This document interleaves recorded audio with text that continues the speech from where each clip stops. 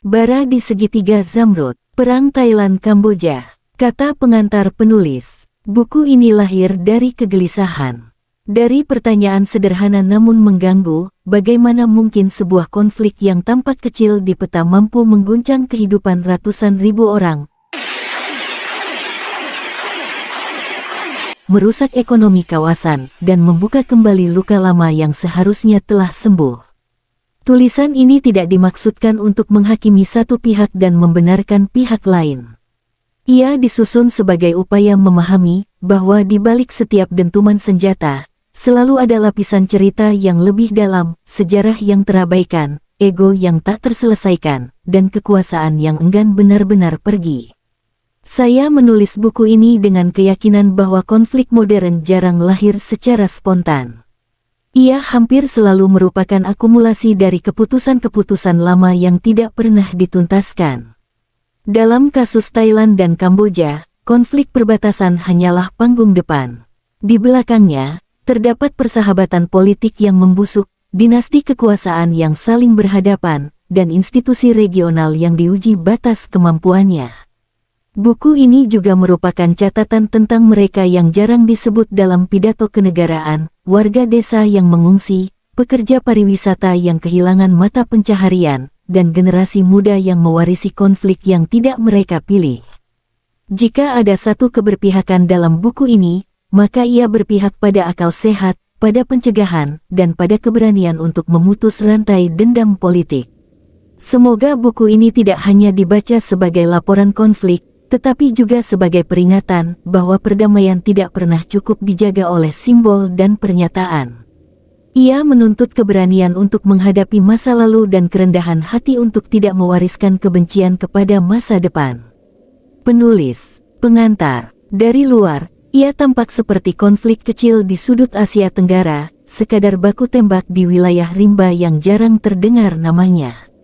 Namun ketika dilihat lebih dekat, konflik ini adalah potret rapuhnya stabilitas kawasan, tempat ego politik, warisan dendam, dan kegagalan diplomasi bertemu dalam satu titik yang mudah terbakar. Inilah kisah tentang perbatasan yang berubah menjadi panggung pertarungan harga diri, dan tentang rakyat yang membayar mahal ambisi para elit. Bab 1, titik kecil di peta. Segitiga Zamrud, wilayah rimba perbatasan antara Thailand, Kamboja, dan Laos selama bertahun-tahun hanya menjadi catatan kecil dalam peta militer. Namun pada tanggal 28 Mei tahun 2025, satu insiden mengubah segalanya. Seorang tentara Kamboja tewas dalam baku tembak. Bukan insiden pertama, tetapi cukup untuk membangunkan dendam lama yang belum pernah benar-benar padam. Bab 2, bara lama yang disulut kembali. Konflik ini tidak lahir dalam ruang hampa. Ia tumbuh dari sejarah panjang perselisihan perbatasan, nasionalisme yang diwariskan, dan luka politik yang tak pernah sembuh. Dalam hitungan minggu, pasukan kedua negara saling mengirim sinyal ancaman. Batalion dikerahkan, artileri diposisikan, dan ranjau darat mulai muncul di zona sensitif. Media nasional memanaskan suasana, memperkeras narasi kami melawan mereka. Bab 3, dinasti dan bayangan kekuasaan. Di balik deru senjata, berdirilah dua figur lama yang pernah bersahabat, Thaksin Shinawatra dan Hun Sen. Keduanya tak lagi memegang jabatan resmi tertinggi, namun bayangan mereka masih mengatur arah negara. Thaksin kembali ke Thailand pada 2023 setelah lebih dari 15 tahun di pengasingan. Tak lama, putrinya Paetongtarn Shinawatra terpilih sebagai Perdana Menteri pada 2024, menandai kembalinya dinasti Shinawatra. Di Kamboja, Hun Sen mewariskan kekuasaan kepada putranya, Hun Manet.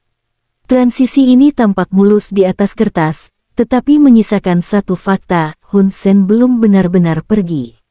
Ia tetap menjadi bayangan kuat di balik setiap keputusan strategis. Bab 4, persahabatan yang membusuk. Tahun 2009, ketika Thaksin dilengsarkan, Hun Sen menyambutnya di Phnom Penh. Ia diberi perlindungan dan posisi kehormatan. Persahabatan itu pernah dipertontonkan di depan kamera, senyum, pujian, dan janji setia. Namun seperti banyak hubungan politik lainnya, senyum itu menyimpan bara. Ketika Thaksin kembali dan putrinya naik ke tampuk kekuasaan, hubungan lama itu berubah dari aset menjadi beban. Dalam politik, beban seringkali harus dibuang. Bab 5, satu panggilan telepon. Segalanya runtuh ketika rekaman percakapan pribadi antara Paetongtarn dan Hun Sen bocor ke publik. Satu kalimat yang dianggap meremehkan militer Thailand memicu amarah nasional. Reaksi publik brutal. Proses hukum bergerak cepat. Paetongtarn dihentikan, dan Thaksin kembali mengambil alih panggung politik. Sejak saat itu, kata-kata berubah menjadi peluru. Thaksin menyerukan sikap tegas terhadap Kamboja. Hun Sen membalas dengan tudingan dendam pribadi dan sejarah kelam. Diplomasi mati, digantikan oleh retorika dan senjata. Bab 6, api di perbatasan. Puncak ketegangan terjadi pada tanggal 24 Juli tahun 2025, ketika 5 tentara Thailand terluka akibat ranjau. Tuduhan saling lempar tak terbendung.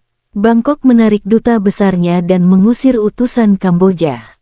Esok harinya, pertempuran meletus di 12 titik sepanjang perbatasan 817 km. Jet tempur Thailand menyerang fasilitas militer Kamboja sebagai balasan atas roket yang menghantam wilayah sipil. Dalam 2 hari, puluhan orang tewas. Lebih dari 138.000 warga Thailand dan sekitar 20.000 warga Kamboja mengungsi. Yang hancur bukan hanya rumah, tetapi juga rasa aman. Bab 7, Perang Melawan Ekonomi. Perang ini tidak hanya menelan korban di medan tempur. Ia menggerogoti fondasi ekonomi kedua negara.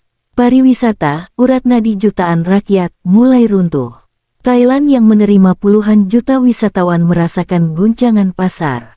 Nilai tukar goyah, investor ragu. Namun luka terdalam dirasakan Kamboja. Banyak situs wisata utama berada dekat zona konflik. Ketika artileri menghantam, nasib ribuan pekerja pariwisata ikut runtuh. Ketergantungan ekspor pada Thailand memperparah keadaan. Satu konflik berpotensi menghapus bertahun-tahun pembangunan. Bab 8, ASEAN yang terdiam. Ketika peluru beterbangan, semua mata tertuju pada ASEAN. Namun blok regional ini terjebak dilema. Seruan damai terdengar, tetapi tanpa daya paksa. Norma kebersamaan tidak disertai mekanisme penegakan. Malaysia akhirnya mengambil peran sebagai penengah. Pada tanggal 28 Juli tahun 2025, Thailand dan Kamboja bertemu dan menyepakati gencatan senjata. Sebuah jeda, bukan penyelesaian. Bab 9, Bayangan Kekuatan Global. Di luar kawasan, kekuatan besar memilih sikap hati-hati. China menjaga jarak demi melindungi investasinya. Amerika Serikat menekan lewat diplomasi, namun fokusnya terpecah oleh konflik global lain. Dunia berkata damai, tetapi bertindak setengah hati. Epilog, bara yang masih menyala. Gencatan senjata menghentikan tembakan, tetapi tidak menyembuhkan luka. Akar konflik, dendam elit dan trauma politik masih tertanam. Selama bayangan masa lalu belum dihadapi dan ASEAN belum memperkuat perannya, segitiga Zamrud akan tetap menjadi bara. Sejarah Asia Tenggara tak pernah kekurangan konflik. Yang sering absen hanyalah keberanian untuk mencegahnya sebelum terlambat.